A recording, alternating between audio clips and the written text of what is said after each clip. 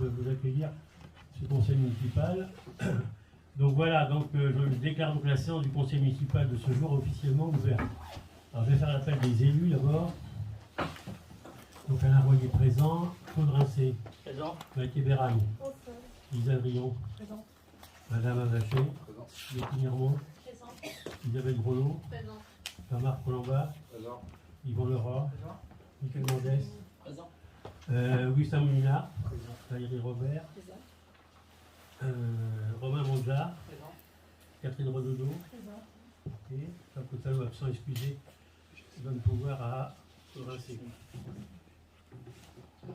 Émile Fortino, libéralisé, absent, excusé, donne pouvoir à Romain Monjard. Gilles Ranou, Présent. Emmanuel Breton avec je crois quelques minutes de retard, ça ne va pas tarder. Frédéric Chapeau, Présent. Emmanuel Renou, Présent. Soumaya Bayri, absent, excusé, donne pouvoir à M. Renou. Alain Blanchard, Présent. Joanne Boulzenet, Présent. Perdronsin Benoît, Présent. Fordero, Christian. Présent. Je crois que j'oublie personne. Alors, je propose de nommer comme secrétaire de séance Isabelle Grelot. Isabelle, je vous souhaite, Isabelle, si vous êtes d'accord, personne n'est contre. Donc, Isabelle Grelot, secrétaire de séance. Après, approbation du procès verbal du 28 mars, du CM du 28 mars. Est-ce que vous avez des remarques, questions sur le pas de questions? Donc, on va passer au vote. Qui est pour? Qui s'abstient? Qui est contre? 27 pour, merci. Alors, tout d'abord, j'ai une intervention à faire, ainsi que Mme Grelot. En gros, on va faire tous les deux l'intervention. Donc, je vais vous lire cette intervention.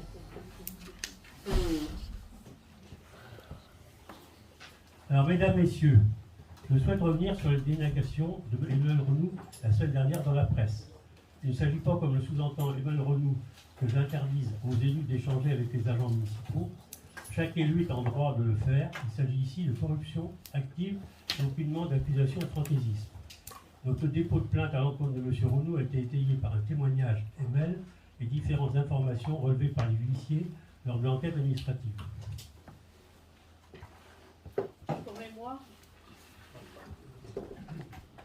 je vous rappelle ici qu'en date du 23 mai, Alain Royer, maire de Trélières et son équipe ont déposé plainte. Prenez la main. Pour mémoire, je vous rappelle ici. Pour mémoire,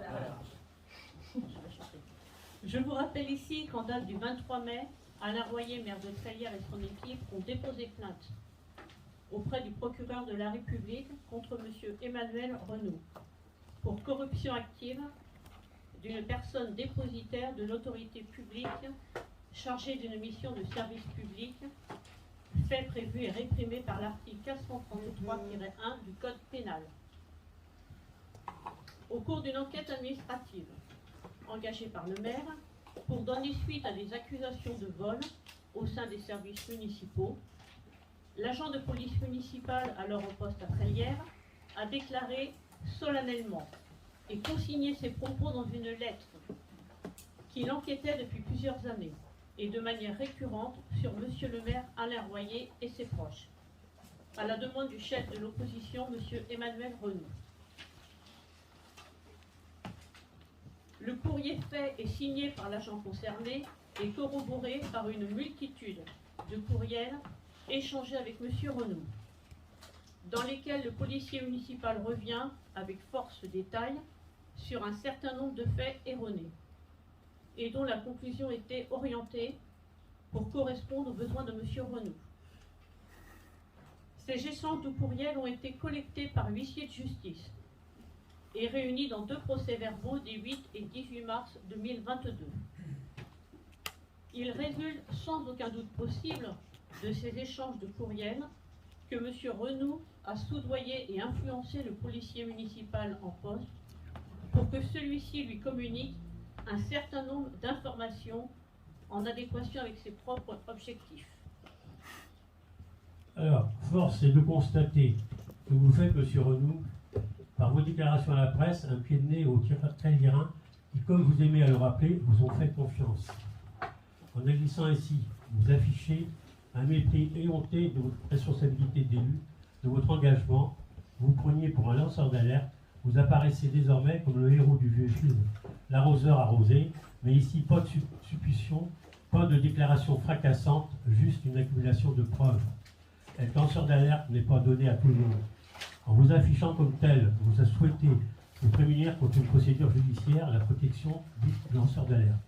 Vous avez échoué dans votre envie d'être maire, échoué dans votre mission d'élu, échoué dans vos intergiversations politiques. Alors vous êtes devenu lanceur d'alerte. Mais moi aujourd'hui, Alain Royer, maire de la commune, je demande qui protège la population des fausses alertes que vous accumulez? Qui protège nos concitoyens de votre dérive? Qui protège la commune de vos mensonges?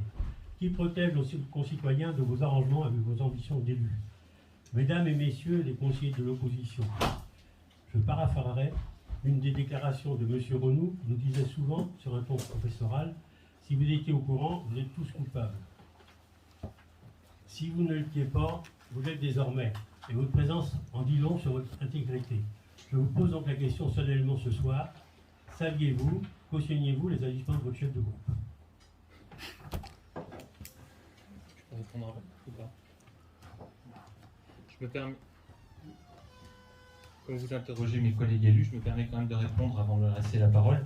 Je tiens avant tout à dire qu'en effet, c'est par la presse que j'ai appris que vous avez déposé une plainte contre moi pour corruption active. Évidemment, je conteste totalement les faits que vous me reprochez. Depuis des années, oui, j'ai transmis aux autorités compétentes des faits de vous et de votre équipe qui me semblaient répréhensibles. Mon devoir d'élu a toujours été de vérifier les faits que j'ai transmis, et un certain nombre d'entre eux ont d'ailleurs été totalement et déjà confirmés par l'enquête et l'audit mené par la Chambre régionale des comptes sur la gestion de la commune notamment. Ils sont d'ailleurs tous ces faits, tous aujourd'hui dans les mains de la justice, notamment à travers la plainte qui a été déposée par l'association Anticorps, qui vise quand même des délits de prise illégale d'intérêt, favoritisme, recette de prise illégale d'intérêt, recette de favoritisme et détournement de fonds publics. J'ai été entendu d'ailleurs 3h30 le 4 avril dernier par la brigade judiciaire de la gendarmerie nationale pour les 4 saisines au titre de l'article 40 que j'ai déposé moi-même auprès du procureur de la République. Donc oui, je peux dire lanceur d'alerte. Après, vous pouvez faire ce que vous voulez sur ce statut qui, je ne sais même pas s'il est véritablement, s'il existe vraiment. Mais en attendant, des alertes, oui, je l'assume, j'en ai faites et à mon goût, il y en a eu beaucoup trop. Donc je ne reviendrai pas sur les contacts avec les agents, j'en ai eu et j'en aurai encore, comme tous les élus qui sont tous autour de cette table. Il est tout à fait normal d'en avoir. Et par contre, ces contacts et des informations qui m'ont été données n'ont jamais fait l'objet d'une contrepartie de quelque nature que ce soit. Et donc j'ai donc pris un contact avec un avocat et lui et moi sommes très tranquilles et sereins sur l'issue de votre plainte. Si d'ailleurs plainte il y a, car pour l'instant je n'ai eu aucune preuve de ce dépôt de plainte, ni aucun retour. J'ai d'ailleurs rassemblé tous les éléments sur ce sujet dont vous venez de parler. Je les tiens à la disposition de tout enquêteur, s'il tant qu'il y ait une enquête. Et c'est à l'appui de ces éléments d'ailleurs que je vous informe ce soir que je vais déposer contre vous, monsieur Royer, une plainte pour dénonciation calomnieuse. Donc, vous pouvez rire, c'est juste sérieux. Je trouve que ce spectacle est bien triste, celui que vous offrez à nos administrés, car nous avons beaucoup mieux à faire avec tous les sujets qui sont devant les enjeux de la commune. Si vous voulez rajouter des choses. Bon. Alors moi je vais vous répondre en 2 mots simplement. La Cour des comptes d'abord, j'en ai assez ras-le-bol d'entendre de vos propos. La Cour des comptes c'est un tribunal, c'est pas un tribunal. La Cour des comptes d'abord, la Cour des comptes nous a donné 10 recommandations administratives, absolument aucun détail sur la gestion du maire, au contraire, la gestion financière de la commune est très saine, pour un roulement très important, investissement réfléchi. Enfin, on n'a aucune critique sur comment ce que vous annoncez partout, que la commune est mal gérée. Premièrement. Deuxièmement, au niveau de Anticorps. Anticorps, pour l'instant, ils ont déposé plainte, ils avaient déposé plainte en octobre, j'ai pas eu de suite. Là, vous avez dit qu'ils ont redéposé plainte, j'ai pas de suite pour l'instant. Mais Anticorps, c'est un peu fort de café, parce que moi, je peux me regarder dans la glace tous les matins. Hein, j'ai pas honte de me regarder dans la glace, parce que moi, toute ma vie, j'étais honnête. Hein, et j'ai toujours travaillé pour l'intérêt général, pour défendre le denier public. Et là, quand on est accusé, comme vous le faites sans arrêt, vous atteignez ma personnalité, mon image, celle de ma femme et de ma fille et de mes amis et de ma famille. Et Dieu sait que depuis 2 ans, j'en ai entendu. Hein. Des demandes, des dépôts de plainte, on ne peut pas publier, ça n'est pas. Alors, il en a marre, quand il a publié, il en a marre d'avoir des dépôts de plainte de M. Renou. Il n'y a aucune qui a abouti. Je vous le signale pour l'instant, vous pouvez rigoler, il n'y a aucune qui a abouti. Mais ça, vous êtes un spécialiste du tribunal. À chaque fois que vous parlez de tribunal, à chaque fois, c'est vraiment que la guillotine n'est pas remise au bout du jour en France, que j'aurais la tête coupée déjà depuis longtemps. Alors moi, je vais vous dire, j'ai la conscience tranquille, j'ai toujours géré la commune dans le mieux, l'intérêt général. Je ne me suis jamais enrichi sur le dos de la commune. J'ai un petit maison, un petit jardin, j'ai pas de terre sur la commune de Trélières. Et là-dessus, je dors tranquille toutes les nuits. J'ai aucun problème de ce côté-là. Et je trouve scandaleux, depuis 2 ans, l'acharnement de vous, monsieur Renou, et surtout vous, et de la presse, parce qu'il y a un lien entre vous et la presse, hein, les accusations sans fondement, et qui m'ont sali, qui m'ont traîné à bout, et heureusement que les Tréliéraines en ont ras-le-bol d'ailleurs de tous ces articles de presse, c'est simplement scandaleux. Alors moi, voilà ce que je voulais vous dire. Mais j'irai jusqu'au bout, là, en 10 ans de maire, comme dire, contrairement à vous, en 10 ans de maire, jamais j'ai déposé plainte contre vous. Jamais je me suis attaqué à votre personnalité, à votre personne. J'attaque l'opposition, un peu, parce que je ne suis pas d'accord avec vous, mais j'attaque jamais les personnes. Vous n'avez de cesse que d'attaquer ma personnalité, mon image. Voilà ce que je veux vous dire. Moi, en 10 ans de maire, je ne vous ai jamais attaqué. Mais là, c'était trop, c'est trop. Et là, j'ai déposé plainte, oui, le 23 mai. C'était enregistré au tribunal. Et je me suis préfet. Voilà, c'est tout ce que j'avais dit. Voilà, merci. Donc, on va passer maintenant à l'ordre du jour. Alors, d'abord, l'édition du maire. Est-ce que vous avez des questions, des remarques sur l'édition du maire? Ouais. Cette présentation des décisions prises par le maire sur délégation du conseil municipal est claire et complète. C'est un très net progrès. Nos observations faites depuis 2019, reprises et corroborées par le rapport de la Chambre régionale des comptes, dans son rapport du mois de novembre, ont donné lieu à la recommandation numéro 2. La CRC recommande de présenter à chaque conseil municipal, je cite, un compte-rendu exhaustif et explicite des décisions prises par le maire en application des articles L21, 22, 22 et 23 du CGCT relatifs aux délégations qu'il détient de l'Assemblée délibérante. Ce progrès que nous soulignons correspond à l'application de la loi, rien de plus. Ce compte-rendu de décision du maire, prise par délégation, nous apprend également qu'une nouvelle prestation de nature juridique a été actée par le maire. Dans la colonne consultation, il est indiqué « Pas de consultation, service juridique exclu de la commande publique ». Cette mention bien curieuse nous conduit à nous interroger en commission ressources le 18 mai, puis à reprendre les engagements de monsieur le maire en la matière. En premier lieu, si en matière de marché public, le service juridique, rien n'est très simple, rien n'interdit non plus le recours au marché. La mention exclue de la commande publique est sans doute trop radicale car erronée. En second lieu, partant déjà de ce constat, il y a 1 an, et en raison des nombreuses missions confiées à des avocats, nous avons souhaité connaître la position du maire sur des sujets de marché confiés à des cabinets d'avocats. Le conseil municipal du 12 avril 2021 a confirmé nos échanges débutés en commission ressources au mois de mars 2021. Monsieur le maire a précisé lors de ce conseil que la procédure de mise en concurrence avec laquelle nous nous étions mis d'accord, sera lancée, je cite, en septembre pour une application début 2022 et que le Conseil sera tenu au courant. Nous revenons sur votre engagement, monsieur le maire, qui a aujourd'hui plus d'1 an et pour lequel vous deviez nous tenir au courant.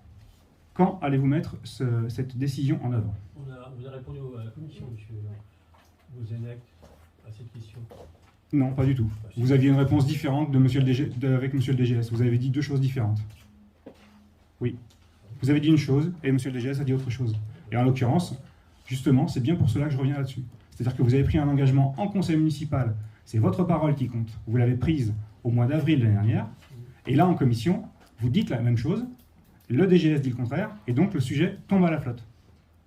La question que je vous pose, c'est, vous avez pris un engagement en conseil municipal, vous nous avez dit que ça allait être lancé et qu'on serait tenu au courant. Il ne s'est rien passé.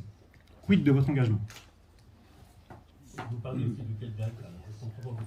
Le conseil municipal du 12 avril 2021. La commission ressources. Non, vous n'y avez pas répondu, vous étiez en désaccord. Non, vous n'avez pas répondu. Vous avez dit une chose et son contraire. C'est votre souhait à vous. Non, c'est le vôtre, c'est vous qui avez pris l'engagement. Vous avez pris un engagement en conseil municipal. Après, en réfléchissant, moi j'écoute mon DGS, c'est vrai que c'est pas facile, parce qu'on ne peut pas avoir 36 cabinets, donc on essaye de regrouper sur notre cabinet. Dans un cabinet, vous avez plusieurs avocats spécialisés dans tel et tel domaine.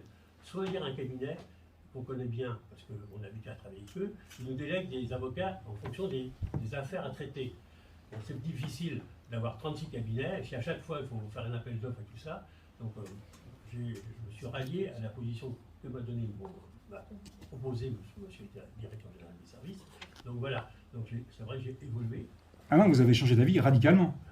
Radicalement. Vous avez dit une chose l'année dernière et vous dites le contraire cette année. Parce qu'on m'a donné des précisions au niveau de la mise en place de ces comment ça s'appelle, cabinets, c'est pas facile. Et dans les cabinets, vous avez des cabinets importants où vous avez plusieurs avocats qui sont spécialisés pour tel sujet, tel. Et comme ça permet d'être beaucoup plus.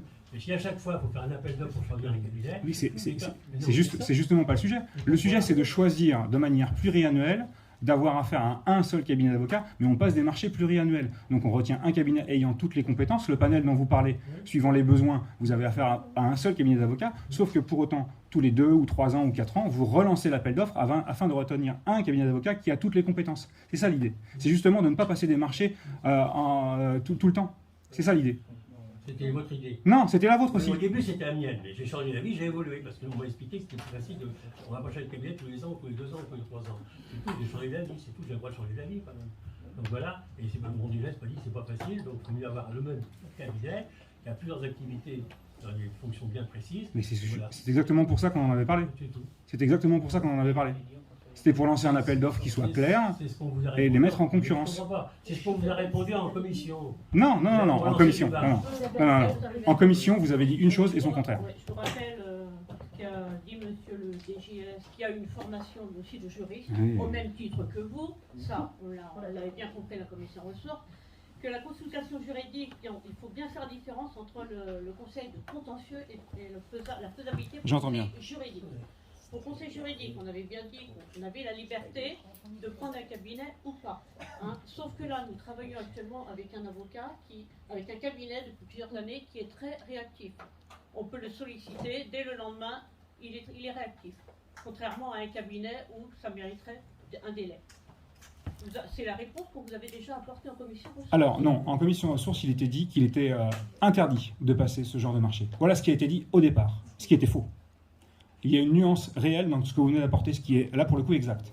Donc on peut très bien lancer une consultation, on peut très bien le faire. C'est un choix qui avait été fait par monsieur le maire. Oui, c'est un choix. C'est un choix qu'il avait fait. Oui, un choix, c'est pas une décision non plus. Oui, et donc on n'est jamais revenu sur cette décision-là, et en commission, on nous fait le chemin inverse. L'année dernière, c'était le cabinet Aléo, cette année, c'est le cabinet BRG. L'année dernière, le cabinet n'avait absolument peut-être pas toutes les compétences. Est-ce que BRG a toutes les compétences? Je n'en sais rien. Ce que je sais, c'est qu'on a changé de cabinet de l'année dernière à cette année. Eh bien, dans ces cas-là, je me renseignerai auprès du DGS et puis je vous apporterai les éléments. Pourquoi on a changé de cabinet? Puis c'est ce qui vous convient. Non, c'était pas ma question initiale. Qu'est-ce qui vous gêne? Je comprends pas. En fait, vous avez pris un engagement, monsieur le maire. Vous avez pris un engagement. J'ai le droit de changer d'avis quand même. Oui, mais vous deviez revenir. Le conseil sera tenu au courant. Vous n'êtes jamais revenu vers le conseil. Vous n'êtes jamais revenu vers le conseil. Je ne dois pas faire un plat pour ça. Ah oui, alors rien n'est grave. Ah non, mais c'est pas grave quand même. Un cabinet. Non, mais vous prenez des engagements et vous nous dites ma parole a de la valeur. Moi, je veux bien entendre cela. Je veux bien l'entendre. Et donc j'écoute, moi je suis à l'écoute de tout. Oui, donc vous changez d'avis. Non, parce que j'écoute mon DGS, j'écoute mes conseillers, je les écoute des fois, l'opposition. Voilà, je suis un homme d'écoute. Oui, c'est très bien. C'est bien, hein. Bon, alors à part l'édition du maire, donc c'est bon. Pas de commentaires. D'accord. Bon, parfait, merci. Donc on va passer au point 1, donc c'est création, suppression de poste, Valérie Robert.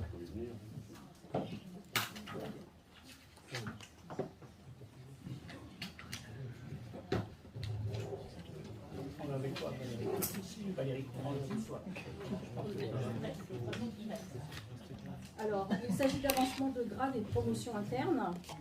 Il s'agit de modification de poste suite à la promotion interne et valorisation des parcours professionnels des agents. Ces avancements ont été vus avec la commission administrative paritaire interne le 24 février selon les lignes directrices de gestion et présenté en commission ressources le 18 mai dernier.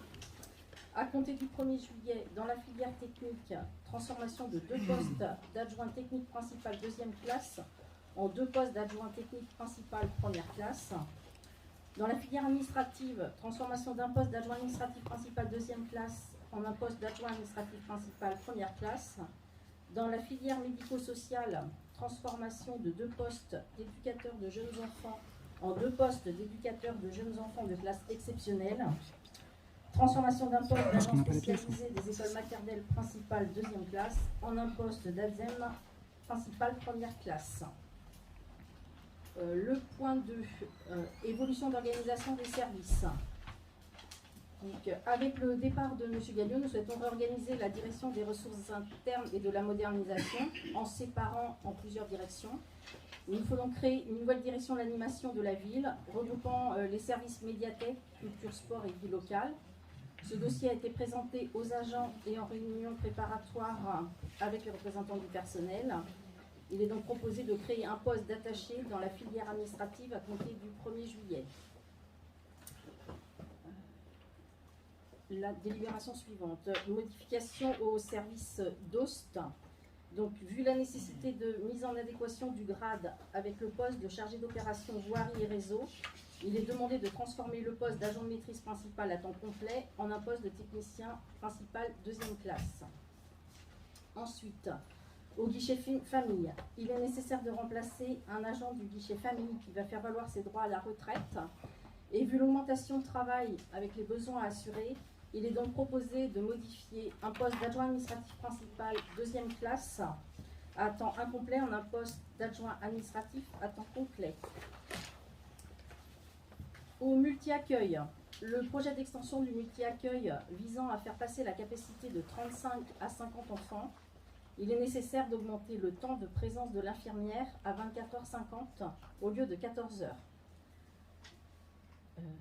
Ensuite, il y a aussi les ouvertures de classes maternelles prévues dans les écoles Joseph Fro et Pauline Kergoma. Il est donc proposé la création de 2 postes d'ADSEM à 32,35e. Vu la restructuration des accueils de loisirs et la réorganisation du service accueil de loisirs enfants-jeunesse en cours donc depuis septembre 2019, vu notre volonté de développer une nouvelle offre à la destination de la jeunesse, en harmonisant l'organisation de la structure jeunesse avec celle des autres accueils de loisirs, suite à l'évolution démographique et en respectant le taux d'encadrement, il est donc proposé de créer 3 postes d'adjoint d'animation à temps complet. Tous ces ajustements au tableau des effectifs ont reçu un avis favorable du comité technique du 10 mai et ont été présentés en commission ressources du 18 mai. Il est donc proposé aux membres du conseil municipal d'émettre un avis favorable aux modifications du tableau des effectifs proposées ci-dessus. Une question ? Oui. Alors nous ne contestons pas le bien fondé sur le fond de toutes ces décisions et donc de l'ensemble de cette délibération, mais nous constatons que cette délibération n'est pas complète. Cette délibération est proposée notamment, d'ici, vu l'avis du comité technique. Or nous ne l'avons pas. Le directeur général du service nous a dit qu'il était affiché sur les panneaux et à vendredi dernier, on ne l'a pas trouvé. Il nous a proposé de nous faire suivre par email et nous ne l'avons toujours pas eu à aujourd'hui. Pour rappel, les délibérations portent les mentions vu le procès-verbal du comité technique ou encore considérant le code général des collectivités territoriales. Dès lors, nous devons avoir accès à ces pièces car elles sont constitutives de la délibération ou des délibérations elles-mêmes.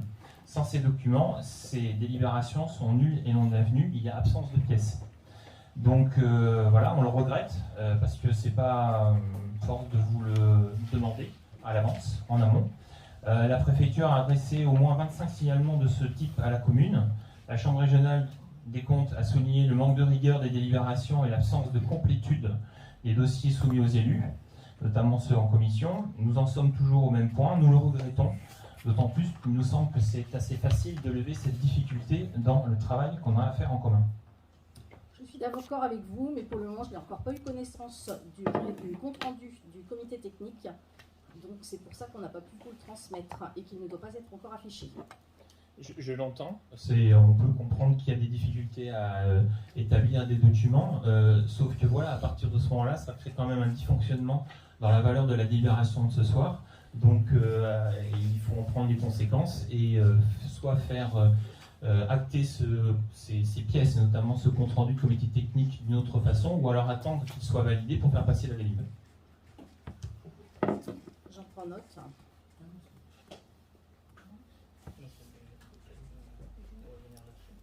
Je veux m'exprimer. Je ne vous ai jamais dit que les documents avaient été affichés ou communiqués. C'est la première fois que j'entends un conseil municipal. Vous me faites des choses que je n'ai jamais dites. Je n'ai jamais dit que ça avait été affiché. Il y a un comité technique qui a lieu. Je vous indiquais que quand il serait finalisé, nous n'attendons pas le comité technique suivant pour qu'il soit communiqué. On avait modifié le règlement intérieur pour que les agents n'attendent pas 3 mois pour avoir une information complète sur ce qui avait été dit. Donc l'avis du comité technique, je vous rappelle que c'est comme pour le conseil municipal, il doit d'abord être validé par les représentants du personnel et les élus qui siègent avant d'être communiqué. Donc il ne faut pas me prêter de mauvaises intentions. Je ne suis pas dans un jeu politique pour ma part. Je travaille pour les services. L'ARH a fait son boulot. On vient à peine de récupérer le PV ce soir. Il fait 7 pages. Il faut que je le relise, qu'il soit validé par les représentants du personnel. Après, il vous sera transmis, il sera affiché. Donc excusez-moi, je ne comprends pas la polémique. Je ne comprends pas cette polémique. C'est la première fois que je me permets d'intervenir en conseil municipal. Monsieur Jang, moi aussi j'étais présent en commission et c'est vous qui avez dit qu'il était affiché sur les panneaux. C'est vous qui l'avez dit. C'est vous qui l'avez dit. Non. Il sera affiché. Il sera. Maintenant, au-delà du débat sur ce que vous avez dit, on a un visa dans la délibération, on n'a pas la pièce. Mais comme pour tout avis du comité technique. Mais J'ai fait 18 ans de ressources humaines, excusez-moi. Tout avis du comité technique est préalable à un conseil municipal. Pour autant, on attend 3 mois. Vous n'allez pas faire attendre un conseil municipal. On n'a aucune pièce qui nous permet de viser les pièces. Nous, on n'a pas les pièces. Alors pourquoi les tableaux des effectifs qui sont passés depuis X années dans cette collectivité n'ont pas été d'abord validés dans un compte rendu avant que vous les ayez? On l'a signalé à l'époque où Mme Cadot était première adjointe. Il nous manquait un avis du comité technique. Ça a reporté une délibération je ne sais combien de fois. Donc on l'a déjà signalé, on l'a déjà fait. En tout cas, moi je dis côté service, on fait notre maximum pour que les documents J'en doute pas. transmis. J'en doute pas. Côté service, on fait notre maximum. J'ai encore mis la pression au service RH ce matin en disant il faut que les élus puissent l'avoir. C'est un document effectivement intéressant, important parce qu'il retrace des débats, comme vous l'avez dans un conseil municipal. Pour autant, comme je vous l'ai dit, les échanges, on peut les avoir en commission ressources. Moi, je suis très transparent. Je veux dire, tout ce qu'on passe en comité. On n'a eu aucune pièce, vous nous avez dit. 12 sujets qui sont passés en comité technique. 12 sujets. Il n'y en a jamais eu autant avant. Donc, je peux vous dire qu'on est transparent. Mais c'est pas la question, monsieur Jang. C'est pas la question. La question, c'est qu'on a un visa et on n'a pas la pièce. C'est tout. Et, attendez, c'est pas les mêmes instances. Ce n'est pas les mêmes instances. Le comité technique, c'est le dialogue social. C'est les représentants du personnel. Non, mais j'entends, je sais tout ça. C'est pas. Encore une fois, ne changez pas de terrain. On a besoin de ces pièces pour pouvoir travailler. Bon, alors, on va passer au vote. On va passer au vote. Alors, qui est pour? Qui s'abstient? Qui est contre? Donc 20 pour et 6 abstentions. Alors, le point 2, c'est création d'emplois occasionnels. Valérie Robert. Donc, comme chaque année, il est nécessaire de créer des emplois occasionnels d'animateurs contractuels saisonniers afin de veiller au bon fonctionnement des accueils de loisirs enfants-jeunesse et sites périscolaires municipaux, de faire face aux besoins d'encadrement et de surveillance des enfants en période périscolaire, les lundis, mardis, mercredis, jeudis et vendredis, avant et ou après la sortie des classes, ou au cours de l'interclasse du midi et les mercredis après-midi, et aussi pendant les vacances scolaires. Donc, nous proposons, je ne sais pas, est-ce que vous avez vu le tableau? Est-ce qu'il est nécessaire que je vous fasse tout le détail des postes? Non. Donc, ensuite, la création des postes d'animateurs contractuels nécessaires à l'organisation des séjours d'enfants jeunes au service jeunesse. C'est la même chose, création de 3 postes à l'ado Gèvres et de 3 postes à l'animation site jeunesse. Ensuite, la création d'un poste d'auxiliaire de périculture occasionnelle au sein du service petite enfance. Donc la création de 15 places supplémentaires au sein du multi-accueil à compter du 7 novembre entraîne un accroissement des besoins administratifs pour la directrice du multi-accueil et son adjointe. Il est nécessaire de recruter une auxiliaire de périculture occasionnelle au sein du service petite enfance à temps complet pour une durée de 4 mois à compter du mois de juin afin de leur libérer du temps de travail sur la mise en œuvre du projet d'extension. Donc toutes ces créations de postes occasionnels ont aussi reçu un avis favorable du comité technique, même si vous ne le croyez pas, du 18 mai et ont été présentées en commission ressources du 18 mai. Il est donc proposé aux membres du conseil municipal d'émettre un avis favorable sur les créations des postes occasionnels présentés ci-dessus. Très bien, merci. Est-ce que vous avez des questions? Pas de questions? On passe au vote. Qui est pour? Qui s'abstient? Qui est contre? 26 pour. Merci. Le point 3, développement de l'apprentissage. J'y tiens beaucoup parce que moi j'ai toujours été un défenseur de l'apprentissage dans mon parcours professionnel. Voilà, Valérie Robert. Donc je vais vous faire un résumé, je ne vais pas vous lire tout le texte. L'impact économique de la crise sanitaire a touché particulièrement les jeunes demandeurs d'emploi. Il est donc important de mener des actions d'insertion professionnelle spécifiques, notamment par la formation diplômante et par l'acquisition d'une expérience professionnelle comme le contrat d'apprentissage. À Trélières, la commune forme des apprentis depuis plusieurs années et ils ont donné toute satisfaction. Nous souhaitons renforcer l'apprentissage de manière significative en accueillant plus de jeunes âgés de 16 à 30 ans en contrat d'apprentissage dans les services habituels, comme au service espace vert, bâtiments, ressources humaines, et que de nouveaux services comme la petite enfance, les affaires scolaires pourraient en accueillir. Nous souhaitons recruter entre 3 et 6 apprentis par an, avec 4 recrutements proposés en 2022. Donc, l'accueil d'apprentis nécessite de nommer un maître d'apprentissage au sein du personnel communal. Donc, cet agent disposera pour exercer cette mission du temps nécessaire à l'accompagnement de l'apprenti et aux relations avec l'établissement de formation. De plus, il bénéficiera d'une bonification indiciaire de 20 points. Ce dossier a été présenté au comité technique qui a émis un avis favorable, puis en commission ressources le 18 mai. Donc,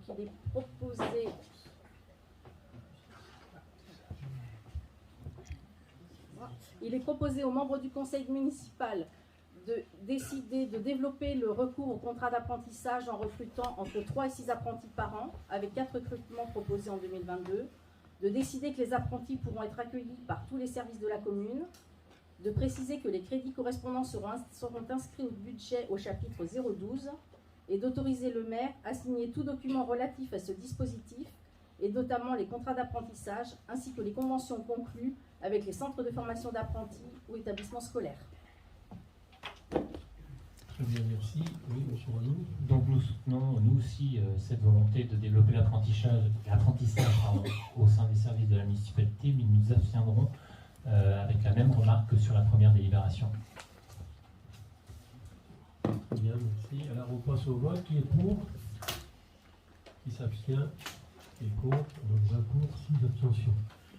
Alors après on passe au point 4, fixation du nombre de représentants du personnel aux collectivités sociales territoriales. Valérie Robert. Donc la même chose, je ne vais pas tout vous lire. Donc la loi de transformation de la fonction publique a prévu, lors du renouvellement général des instances paritaires du personnel en décembre 2022, la fusion des comités techniques, donc CT, et des comités d'hygiène, de sécurité et des conditions de travail, CHSCT, au sein d'un nouvel organe consultatif qu'on appellera le CST. Un CST est ainsi obligatoirement créé dans chaque collectivité ou établissement employant au moins 50 agents. Donc, le décret numéro 2021-571 du 10 mai 2021 relatif au CST des collectivités territoriales et de leur établissement public fixe la composition et les modalités de désignation des membres des CST et des formations spécialisées, les compétences des CST et l'articulation de ces attributions avec celles de la formation spécialisée et enfin les modalités de fonctionnement de ces nouvelles instances. Le CST reprend l'intégralité des attributions exercées à ce jour par le CT et le CHSCT. En vue des élections professionnelles du 8 décembre 2022, nous avons consulté les organisations syndicales le 29 avril 2022, soit 6 mois au moins avant la date du scrutin, afin de définir le nombre de sièges de titulaires. Considérant que pour la collectivité de Trélières, l'effectif apprécié au 1er janvier 2022 servant à déterminer le nombre de représentants titulaires du personnel est de 165 agents. Il a donc été fixé d'un commun accord à 5 le nombre de représentants titulaires du personnel et en nombre égal, c'est-à-dire 5 le nombre de représentants suppléants. Il est proposé aux membres du conseil municipal de fixer le nombre de représentants titulaires du personnel à 5 et en nombre égal le nombre de représentants suppléants, de ne pas créer de formation spécialisée au sein du CST, celui-ci étant compétent pour l'ensemble des questions d'organisation et des conditions de travail, de décider le maintien du paritarisme numérique en fixant un nombre de représentants de la collectivité égal à celui des représentants du personnel titulaire et suppléant, de décider le recueil par le comité social territorial de l'avis des représentants de la collectivité.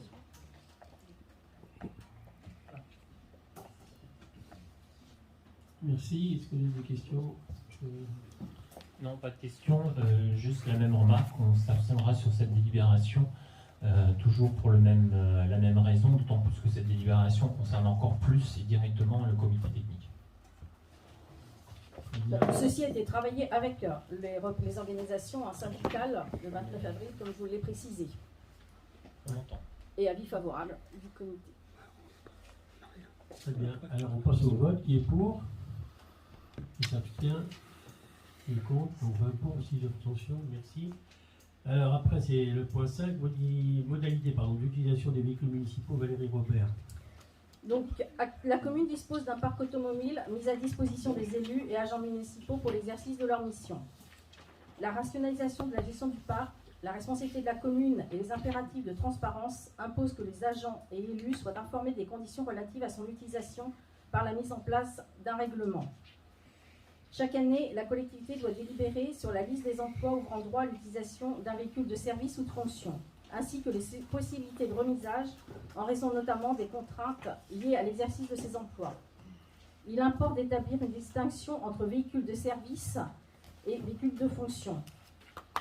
Le véhicule de fonction peut être défini comme celui mis à disposition d'un agent de manière permanente en raison de la fonction qu'il occupe. Il en a l'utilisation exclusive même en dehors des heures et des jours de service et des besoins de son activité. Compte tenu de la strate de collectivité pourtrailière, il ne peut être alloué que pour l'emploi fonctionnel de directeur général des services. Le véhicule de service est utilisé par les élus et les agents pour les besoins de leur mission ou leur service, donc pendant les heures et jours de travail. Toutefois, pour des raisons de faciliter l'organisation et dans le cadre de leur mission, certains élus et agents peuvent être autorisés à remiser le véhicule de service à leur domicile. Il est proposé qu'il n'y ait plus de véhicules de fonction, seuls les véhicules de service seront autorisés pour la commune. Il est proposé que les fonctions ouvrant droit à l'utilisation d'un véhicule de service avec possibilité de remisage à domicile concernent le maire, le directeur général des services, les agents et élus d'astreinte et, à titre exceptionnel, les agents et élus en mission ponctuelle pour lesquels les déplacements imposent de partir ou de revenir en dehors des heures ouvrables. Donc, un projet de règlement relatif aux modalités d'utilisation des véhicules a été présenté au comité technique et a reçu un avis favorable. Il est aussi présenté à la commission ressources du 18 mai. Il est proposé aux membres du conseil municipal d'approuver le règlement intérieur d'utilisation des véhicules de service municipaux et d'autoriser la mise à disposition de véhicules de service avec possibilité de remisage à domicile pour les cas subventionnés. Très bien, merci. M. Blanchard. Vous soumettez ce soir en conseil municipal une délibération sur l'utilisation des véhicules de la commune, notamment par les élus. La délibération, et vous venez de le dire, évoque entre autres la loi du 11 octobre 2013 relative à la transparence de la vie publique et précise la rationalisation de la gestion du parc, la responsabilité de la commune et les impératifs de transparence imposent que les agents et les élus soient informés des conditions relatives à son utilisation du parc des véhicules. Nous vous interpellons à ce sujet depuis longtemps. Nous l'avons fait encore au dernier conseil municipal en questions diverses. Nous l'avions fait dès 2020 au conseil municipal du 28 septembre. La Chambre régionale des comptes, sur laquelle je ne reviendrai pas, je ne relirai pas tout l'avis de la Chambre régionale des comptes, mais chacun, le public comme chaque élu, peut le retrouver sur le site de la commune et voir ce que la Chambre régionale des comptes pouvait dire à ce sujet. Constatant du coup que vous n'aviez pas régularisé la situation, que vous étiez toujours pour nous dans l'illégalité, nous vous avons interpellé à nouveau au dernier conseil municipal, puis nous avons saisi à nouveau la préfecture. Dans la réponse que celle-ci nous a faite, qu'elle a tenu à porter à votre connaissance, la préfecture confirme le bien fondé de notre analyse et de nos positions. Sa conclusion est claire et sans appel. Je cite la préfecture, cette réponse rejoint en ce sens l'ensemble des éléments déjà signalés sur ce sujet par la Chambre régionale des comptes dans son rapport du 8 novembre 2021. Aujourd'hui, en présentant une délibération sur l'utilisation des véhicules de la commune, vous convenez de fait que vos pratiques n'étaient ni légales ni régulières, mais vous vous engagez à les modifier, à mettre en place un règlement d'utilisation de ces véhicules, dont acte. Comme vous, nous pensons qu'il est nécessaire de mettre en place des règles qui soient claires et applicables par tous, et qui permettent un usage des véhicules de la commune qui se fasse en tout temps, en toute transparence, et ne prête plus jamais à contestation ou contentieux. Ce n'est pas le cas des règles que vous nous proposez ce soir. alors que le règlement intérieur d'utilisation des véhicules précise que celui-ci définit les droits et obligations des utilisateurs des véhicules de la collectivité. On vous donne quelques exemples. Premier exemple, l'annexe 4, telle qu'elle est écrite et qui est jointe, qui fait partie de la délibération, semble plutôt concerner les agents que les élus. Deuxième exemple, aucune annexe ne correspond à l'utilisation des véhicules de service par le directeur général des services ou par le même. Idem pour le remisage. Concernant le maire, c'est lui qui se remplit et se signe toutes les autorisations d'utilisation des véhicules, ce que l'on voit dans les annexes, que ce soit ses propres missions, que ce soit le remisage chez lui. Et dernier exemple, on parle de sanctions appropriées en cas de non-respect. Chaque utilisateur, agent comme élu, DGS comme maire, doit savoir quelles sanctions il encourt et par qui ces sanctions peuvent être décidées. Ce n'est pas le cas non plus. Comme nous ne sommes plus à 4 semaines près, autant bien faire les choses et partir sur des bases saines et non contestables. C'est pourquoi nous vous proposons de retravailler le sujet ensemble en commission ressources, en prenant le temps.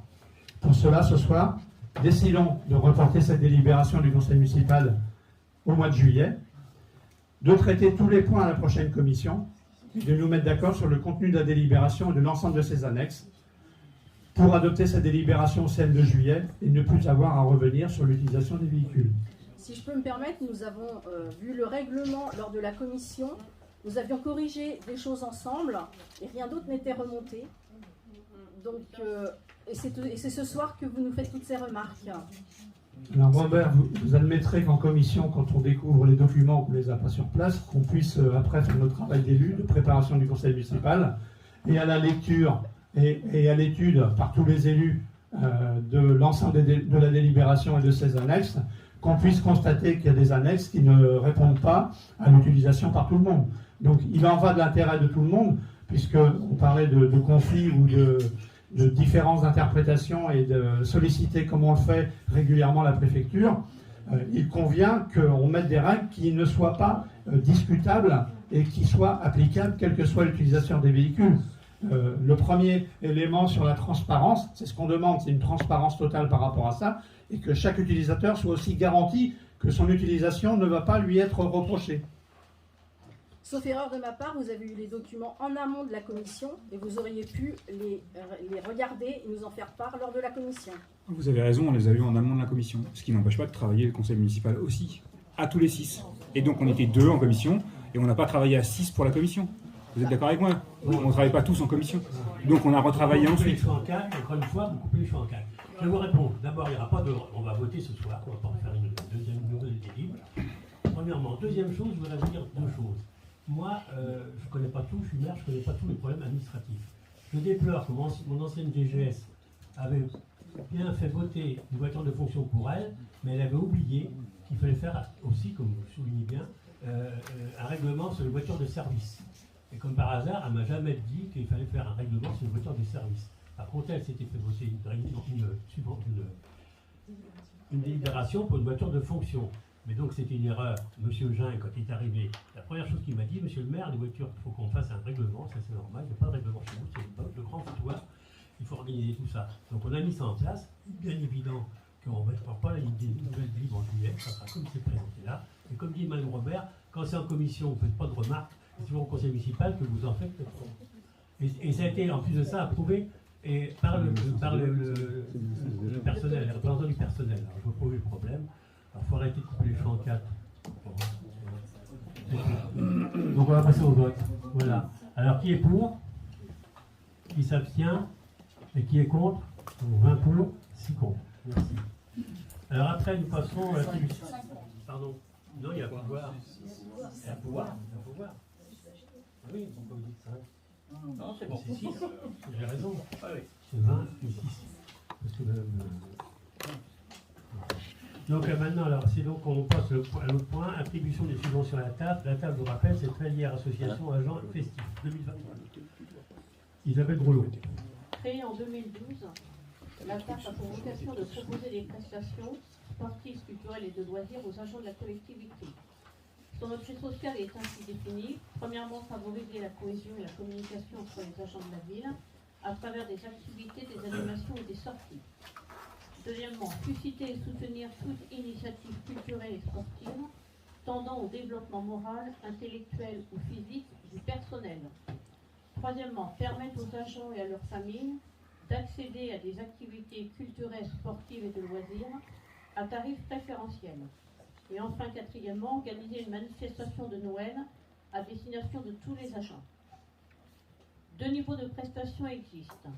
Des prestations réservées aux adhérents uniquement, soirées ou activités thématiques, billetteries diverses. Un bulletin d'adhésion avec une inscription annuelle de 5 € sont demandés au préalable. Deuxième niveau de prestation, des prestations ouvertes à tous les agents, sans condition préalable d'adhésion. Manifestation festive de Noël. Vu la présentation faite en commission ressources du 18 mai 2022, il est proposé aux membres du conseil municipal d'attribuer une subvention municipale pour 2022 d'un montant de 5 500 € à la TAF, Trélière Association Agents Festifs. Merci. Est-ce que vous avez des questions sur ce point? Non. On passe au vote. Qui est pour? Qui s'abstient? Qui est contre? Merci pour. Merci. Alors après, nous passons à l'adoption du règlement intérieur du comité consultatif des sages, du comité Bérail.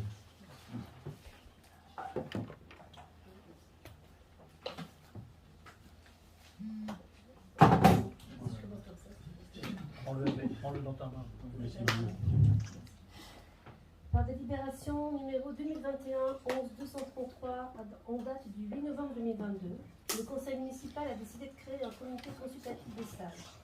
Le comité consultatif des sages est une instance de réflexion et de proposition, mais il n'a pas pouvoir de décision. Le comité consultatif des sages peut être sollicité sur des questions d'intérêt général, donne son avis sur les dossiers soumis par la municipalité, peut aussi être à l'initiative de projets de réflexion à mener, travaille avec les autres structures participatives. Le comité consultatif des sages a approuvé son règlement intérieur en assemblée plénière le 24 mars 2022. Cela a été présenté à la commission ressources le 18 mai 2022. Et je voudrais noter effectivement, M. Blanchard, avant que vous n'en reparliez, que vous recevrez le compte rendu procès-verbal de séance. Effectivement, vous avez échangé avec Marie-Isabelle Jondot. C'est une erreur, mais nous étions calés sur ce qui se faisait avant. Voilà, donc vous le recevrez. Souhaitez-vous que je vous lise le règlement intérieur? Donc ça doit aller, je pense. Très bien. Merci. Alors, on va passer. Vous n'avez pas de questions, M. Blanchard? Vous nous demandez dans cette délibération d'approuver le règlement intérieur du Conseil des sages. Ce règlement intérieur reprend la délibération du Conseil municipal, vous l'avez dit, du 8 novembre 2021 sur la création de ce Conseil. Lors de ce Conseil municipal, nous étions intervenus pour expliquer notre vote. Différentes modalités prévues pour candidater, dont les conditions d'âge, 62 ans au lieu de 55 auparavant, sans réelle explication de changement, nous avaient amenés à voter contre cette délibération. Nous sommes cohérents. Comme le règlement intérieur que vous nous proposez ce soir reprend intégralement les mêmes modalités pour candidater que celles votées au CM, nous voterons contre cette délibération. Ces nouvelles conditions d'âge que vous avez décidées expliquent peut-être le fait que vous n'ayez eu que 19 candidats alors que 21 étaient possibles. Ceci étant dit, et malgré notre vote contre, pour les raisons que nous avons énoncées, nous souhaitons pleine réussite à ce Conseil des sages et tenons à remercier chacune et chacun de ses membres pour leur investissement. Le Conseil des sages précédent a eu une fin de mandat mouvementée, beaucoup de difficultés à fonctionner et vu nombre de démissions. Celui qui vient d'être mis en place a lui-même beaucoup tardé, mais semble bénéficier d'une réelle dynamique. Attaché au Conseil des sages, dont le premier a été mis en place sur la commune par Émile Savary, nous suivrons avec beaucoup d'attention et d'intérêt les travaux et les propositions de ce nouveau Conseil. Vous le savez, je suis tout à fait attachée aussi à ce Conseil des sages. Et il est suivi, donc le RIM, effectivement, il y a 2 réunions plénières par an. Et le reste du temps, nous travaillons par atelier, puisqu'il y a 3 commissions à l'intérieur du Conseil des sages. Et vous le savez, j'avais déjà répondu le pourquoi de cet abaissement de l'âge, c'est l'accès à la retraite. On évolue aussi avec la réglementation. Très bien, merci. Alors, on va passer au vote. Qui est pour? Qui s'abstient? Qui est contre? 20 pour, 6 contre. Merci. Alors après, on passe à Jacques de Virlou, la convention de participation financière, charge foncière, Habitat 44. Benjamin Vacher. L'AXELA s'était engagé auprès d'Habitat 44 à prendre en compte la charge foncière liée à la modification du projet de construction.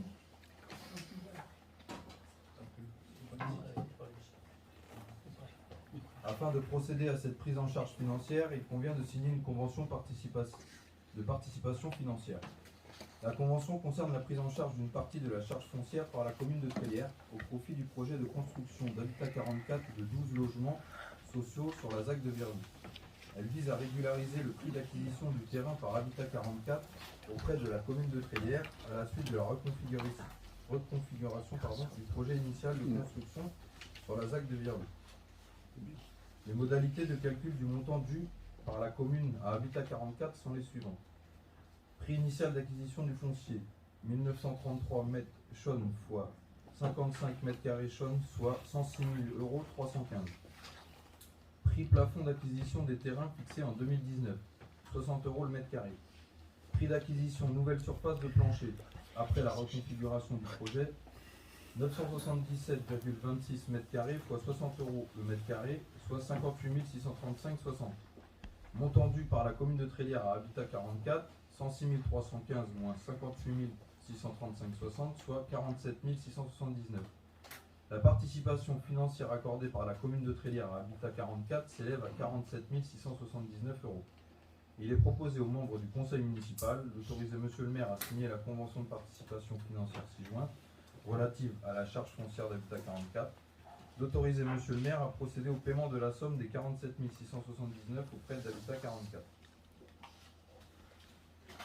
Très bien, merci. Est-ce qu'il y a des questions sur ce point? Non. On va passer au vote. Qui est pour? Qui s'abstient? Qui est contre? 26 pour, merci. 27 pour, non 26 pour, merci. On passe au point suivant, dénomination de lieu public, le parking de l'Amitié, le square de l'église et le parking du Phénix. Benjamin Vacher.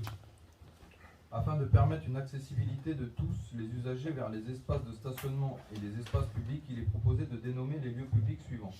Le parking présent sur la parcelle cadastrale section AS numéro 142, à proximité immédiate de l'espace de l'Amitié comprenant la salle de la Liberté et la salle Fraternité, le parking de l'Amitié. Le square présent sur la parcelle cadastrale section AR numéro 179, aménagé à proximité immédiate de l'église située rue de la Mairie, le square de l'église. Et sur le parking, sur la parcelle cadastrale AR numéro 30 aménagé en parking minute sur lequel un palmier phénix a été planté situé à l'angle de la rue de la Mairie et de la rue Étienne Sébert, le parking du Phénix. Il est proposé aux membres du conseil municipal de dénommer les lieux publics subdivisés, parking de l'Amitié, square de l'église et parking du Phénix. Merci. Est-ce qu'il y a des questions sur ce point? Non. On passe au vote. Qui est pour? Qui s'abstient? Qui est contre? 26 pour, merci. Alors après dénomination de voie, c'est l'impasse du Bouillard, Benjamin Vacher. Dans le cadre du permis d'aménager référencé PA 44 209 21 E 0002, situé au niveau de la rue d'Alambic, une nouvelle impasse sera créée. Il est nécessaire de nommer la dite voie nouvelle. La proposition suivante a été faite aux membres de la commission aménagement, impasse du Bouillard. Ce nom fait référence au métier de bouilleur de cru qui procède à la fabrication de l'alcool en déplaçant son alambic.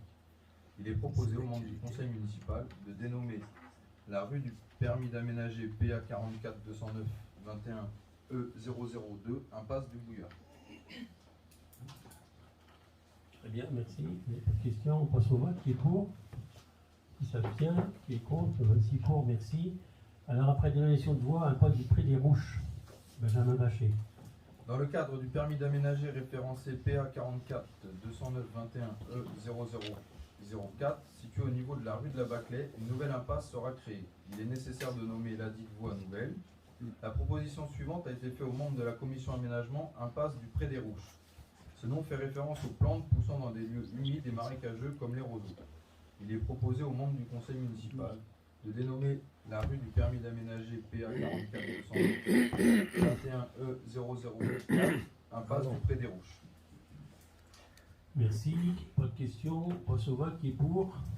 Qui s'abstient? Qui est contre? 26 pour, merci. Alors, le point suivant, protocole d'accord conventionnel relatif à la préemption du foncier de Madame Lamis, Benjamin Vacher. En 2017, la SAFER a préempté partiellement la parcelle YK numéro 108 appartenant à Madame Lamis Florence pour une superficie de 3000 m² en excluant l'accès et la partie construite. Le motif de la préemption parcelle est la lutte contre le mitage des terres agricoles et la mise en exploitation agricole de la partie du terrain préempté. Le montant d'acquisition proposé par la SAFER était de 1 000 €. Refusant cette préemption, Madame Lamis a engagé une procédure au tribunal judiciaire de Nantes afin d'obtenir une indemnité pour la perte de la valeur de sa maison d'habitation d'une somme de 25 000 €. En 2021, le tribunal a statué que la SAFER indemnise Madame Lamis à hauteur de 20 000 € au titre de la perte de valeur résultant de la préemption partielle de son bien. Suite au jugement du tribunal judiciaire de Nantes, la SAFER a demandé une visite sur le terrain à l'ensemble des parties afin de mettre en œuvre la décision du tribunal. Après avoir constaté que seule la partie arrière de la propriétaire peut faire l'objet d'une remise en exploitation, il est proposé de ne pas suivre le jugement du tribunal et de signer un accord transactionnel avec Madame Lamis. Cet accord transactionnel est envisagé suite à la rencontre avec les propriétaires et après consultation de l'avocat de la SAFER. L'accord transactionnel stipule: la préemption ne portera que sur la partie arrière de la propriété de Madame Lamis, soit environ 1220 m². Le prix de vente est fixé à 1 000 €, soit 1,20 € le mètre carré. Madame Lamis renonce à l'indemnité des 25 000 €. Suite à la signature du protocole d'accord transactionnel, la commune de Treulières devra procéder au rachat de la parcelle d'environ 1220 m² auprès de la SAFER. Il est proposé aux membres du conseil municipal d'autoriser Monsieur le maire à signer le protocole transactionnel avec la SAFER et Madame Lamis, d'autoriser Monsieur le maire à signer l'acte d'acquisition de la parcelle YK numéro 108P d'une superficie d'environ 1220 m² pour un montant de 1,20 € par mètre carré auprès de la SAFER. D'autoriser Monsieur le maire à prendre toutes les dispositions nécessaires pour mener à bien cette affaire et à signer tout document relatif à ce dossier. Merci. Monsieur. Oui. Selon ce protocole d'accord pour lequel nous n'avions pas d'opposition lors de la commission d'aménagement, nous constatons une incohérence entre le montant global, la surface et le prix du mètre carré. De fait, la délibération indique que le prix de vente est fixé à 1 000 € pour 1220 m² à 1,20 € du mètre carré. Avec un calcul simple, on obtient donc un résultat différent. En effet, 1220 par 1,2, ça nous donne 1464 € et non 1 000 €. Ainsi, la délibération du coup n'est pas conforme. Nous proposons de la reporter, de la repasser le mois prochain avec des chiffres cohérents entre eux. Dans le cas contraire, nous sommes malheureusement dans l'obligation de voter contre.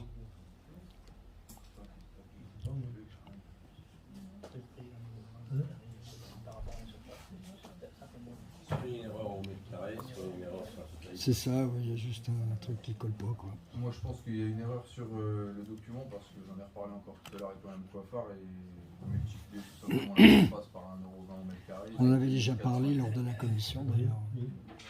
Ça depuis 1 000 €. La dit c'est 1 000 €. On est sur 1464 €. Bon, il y a une erreur technique là, donc moi je propose, c'est pas une urgence. On la repose au conseil du juillet, d'accord? Allez, on fait comme ça. Reporter au conseil du 4 juillet. Merci. Alors après, on a un autre point, c'est la vente de parcelle à la commune. Dans le cadre de cession ou de bornage, les services de la commune ont constaté que des aménagements de voirie ont été réalisés sur des parcelles privées sans que ces dernières aient fait l'objet de transfert de propriété.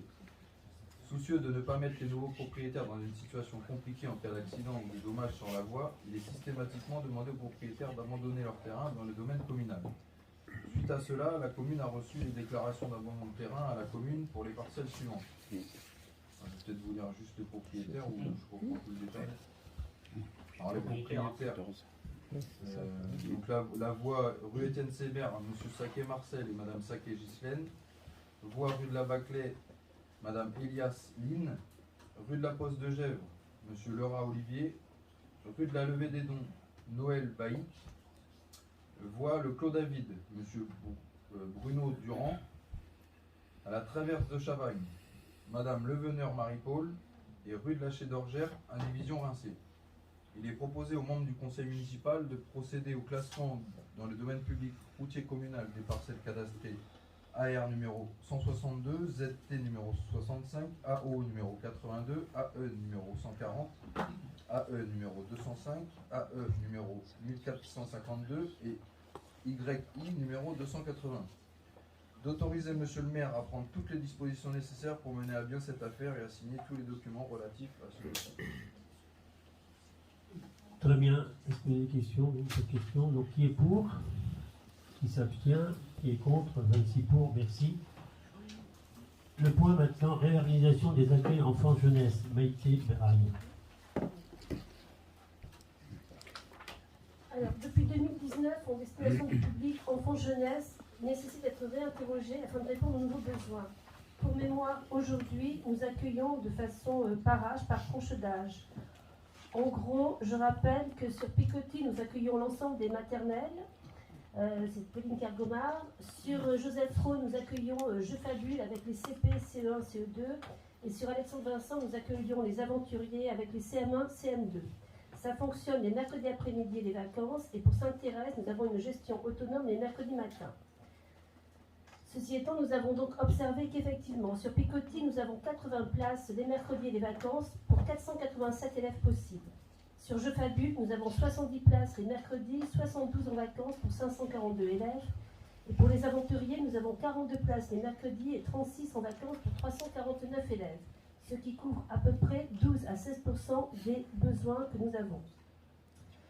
Donc les services se sont réinterrogés. Nous avons donc travaillé à une nouvelle constitution. Alors, désormais, on va y aller par enfants qui... ils vont à l'école à Pauline Kergomar. Ils iront donc en centre de loisirs à Pauline Kergomar. Je vais vous dire ça. Hop là, voilà. Picoty, donc Pauline Kergomar et Sainte-Thérèse uniquement pour les maternelles. Nous avons ça reste en vacances le mercredi 80 places, vacances 80 places. Je Fabule maternelle et élémentaire à Joseph Roux. Au sein de l'école Joseph Roux, nous avons 12 places supplémentaires et pour les vacances, nous aurons 8 places supplémentaires.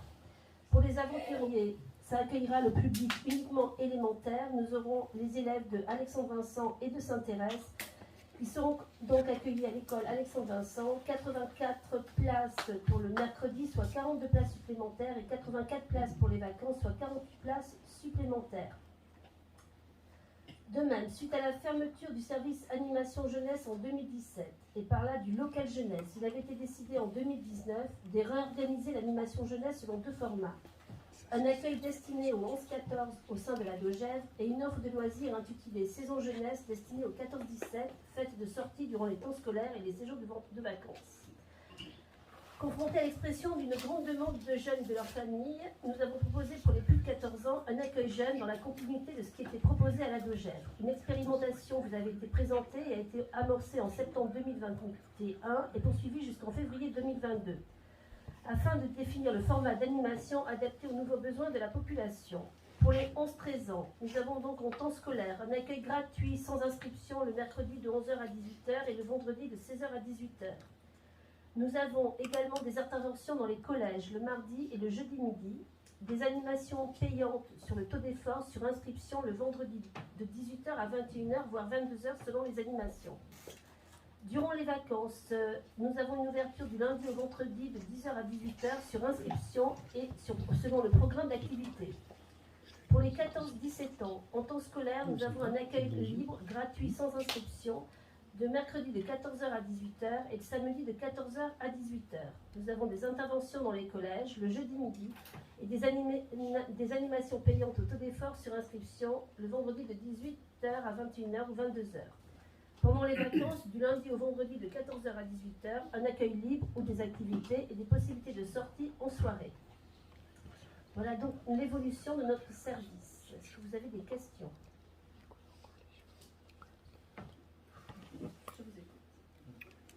Ce n'est pas une question. Nous nous félicitons de cette réorganisation des accueils de loisirs avec l'augmentation des capacités d'accueil. Ce service public suit et s'adapte aux demandes des familles et des jeunes. Tant mieux. Nous savons les difficultés que rencontrent les collectivités à recruter des animateurs pour ces activités, mais nous relayons l'incitation de nos jeunes de venir vivre une expérience enrichissante qui est celle d'animer les activités de loisirs. Nous notons aussi avec beaucoup de satisfaction l'ouverture d'un local jeunesse. Comme vous l'avez dit, le local jeune a été fermé en 2017 dans la plus grande incompréhension et nous en étions à l'époque vivement émus. L'attrait pour les activités de plus de 14 ans en a été fortement impacté. Nous allons donc tourner cette page de 5 ans sans local jeune, là aussi tant mieux, et nous soutenons toute l'équipe des agents municipaux qui s'engagent dans cette nouvelle organisation des accueils de loisirs. Nous leur souhaitons un franc succès. Merci. Pour info, il y aura également à partir de la rentrée un point information jeunesse qui va être le premier point information jeunesse sur RDGM en fait. Voilà. Bien. Donc il nous a demandé d'approuver la nouvelle organisation des accueils de loisirs et d'approuver la réalisation des accueils jeunes, incluant la réouverture d'un local jeune destiné aux plus de 14 ans. Voilà, alors qui est pour? Qui s'abstient? Qui est contre? 26 pour, merci.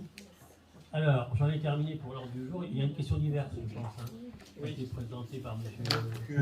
Renou. J'ai une question diverse. Donc le 29 mars 2022, le bureau du contrôle de la légalité de la préfecture nous indiquait, donc c'est une question diverse, pardon, j'ai oublié de donner le titre, à propos du conseil des référents. Donc à la suite de vos différentes saisines, à celle de la commune du 24 janvier à propos de la mise en place du conseil des référents à mobiliage et de la nécessité d'une délibération du conseil municipal, nous avons sollicité les services de l'administration centrale afin de partager notre analyse. Le contrôle de légalité poursuit en ces termes.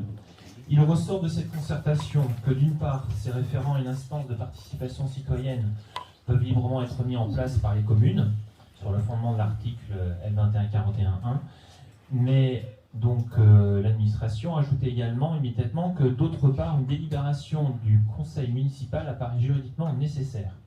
Et donc la préfecture concluait, en conséquence, même si aucun texte ne prévoit expressément la création de tels référents, il semble que la commune est libre d'en créer. Néanmoins, il apparaît souhaitable que le conseil municipal approuve globalement le dispositif ainsi que la charte signée par le maire et les référents. Donc dans un échange de mails avec vous, Madame Beragne, le 6 avril 2022, vous nous annonciez que vous alliez échanger avec le directeur général du service et que vous nous disiez voir avec lui ce que nous faisons, ou ce que nous ferons. Donc voilà, on y est, la préfecture est en claire et sensibilité. La question actuelle est de savoir pourquoi une délibération portant sur ce dispositif n'avait pas été mise à l'ordre du jour de ce conseil municipal.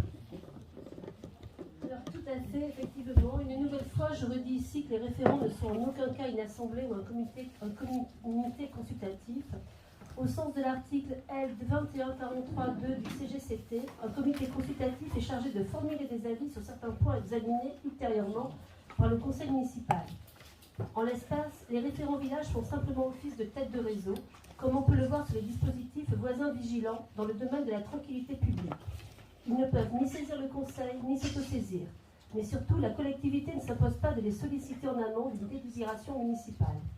Ce sont des animateurs qui informent, animent, échangent. Ils écoutent et favorisent l'expression collective dans les hameaux et les villages. Ce dispositif mis en place depuis novembre fonctionne très bien, vous l'avez remarqué. Il a fait l'objet de plus d'une centaine d'échanges avec l'agent en charge de la participation citoyenne et certains administrés pensent aujourd'hui à rejoindre le réseau. J'avoue m'interroger toujours sur votre insistance à passer cette délibération qui n'est pas nécessaire pour une instance qui vit, fonctionne et propose. Vous dites la soutenir et je vous en remercie. Vous ne pouvez ni contester la légitimité des référents et vous ne pouvez pas contester non plus la vitalité démocratique qu'ils représentent. Mais nous ne le faisons pas. C'est ce que je remarque et je vous en remercie. Mais alors laissez-nous travailler juste, puisqu'elle n'est pas obligatoire. Enfin, en toute transparence, je voulais aussi signaler que si d'aventure, effectivement, au gré de l'animation des réunions avec eux, puisque nous les rencontrons régulièrement avec Marie-Isabelle Jondot, nous souhaitons reprendre au sujet un thème pour améliorer la vie des Tréliérains, nous reviendrons vers vous pour vous en informer, l'ensemble des élus, notamment au travers des commissions municipales. Alors, une commission municipale pour les référents, nous sommes en train de réfléchir à ça, effectivement, avec M. Jeanne. Au travers de commissions municipales, le faire instruire par les services pour en assurer la mise en œuvre opérationnelle. Enfin, en toute transparence, je vous fais suivre certains thèmes qui seront abordés lors de notre prochaine réunion de travail. Les canards dans un plan d'eau, des boîtes à dons, une tonte par des moutons d'espace enherbés, un composteur partagé, des jardins, des potagers partagés, des aires de jeu sur certains secteurs, une communication plus dense via Facebook, un vide-grenier qui a déjà eu lieu mais d'autres du coup emboîtent le pas, une participation à des collectes et des apéros-rencontres qui ont déjà commencé, notamment sur le quartier de Garambeau. D'accord, donc on ne revient absolument pas sur le dynamisme et la légitimité de ce groupe de référents. Ça n'a jamais été l'objet d'ailleurs de cette question de ce soir. Par contre, on revient juste sur le côté formel des choses. La préfecture demande une délibération. Non, elle ne demande pas, elle conseille, elle vous n'allez pas le faire, c'est ça? On ne va pas la faire. Je pense que nous avons enfin compris au bout de tant de mois, vous avez entendu, nous ne la ferons pas. Ce n'est D'accord. pas une obligation, monsieur Renaud. Ah non, bah écoutez, nous c'est ce qu'on n'a pas compris quand on a lu le document de la préfecture, mais Dantal, vous voulez pas la faire, vous la ferez pas, ok, c'est pas, on va pas polémiquer là-dessus. Je vous remercie. Ok. Très bien. Bon, écoutez, on a terminé. Monsieur Roy, pardon, je voudrais juste quand même compléter en disant que vous, comme nous, avons sollicité le bureau de la légalité de la préfecture. Nous en tenant compte dans la mesure où la préfecture dit que vous pouviez créer ce conseil des référents, et vous ne tenez pas compte de la préfecture qui dit que vous devriez consulter. Absolument n'importe quoi.